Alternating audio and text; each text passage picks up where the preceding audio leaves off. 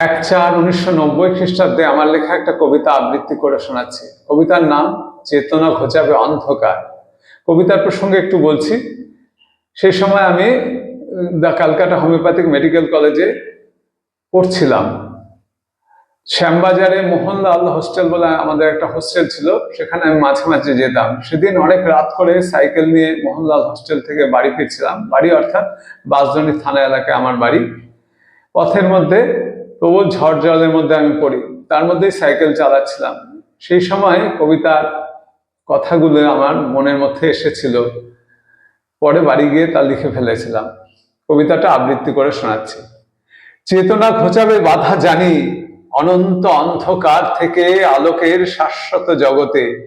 নক্ষত্র চন্দ্রমা এইসব তমগ্ন জগৎ, কচি কচি ধান গাছ, নুয়ে পড়া সোঁদালের ফুল, পুকুর ঘাটের পায়ে রাত্রির নিটোল শিশির। পৃথিবী এখনো আছে সূর্যের ঘুমে অচেতন, আমাদের ভুলে থাকা ভুলে ভরা এ মূঢ় জীবন তোমার আনন্দ স্পর্শে হোক আজ দীপ্ত জ্যোতির্ময়। এই যে পৃথিবী জুড়ে দিবসের এত কোলাহল, যে রাত্রির স্তব্ধতা আনে সেও জানে শক্তি অনশ্বর। আমি তুমি আমাদের কোনো কথা আজ কেউ না জানুক, তবু এও জানে মন, সমগ্র চেতনা জুড়ে এ দৃঢ় বন্ধন।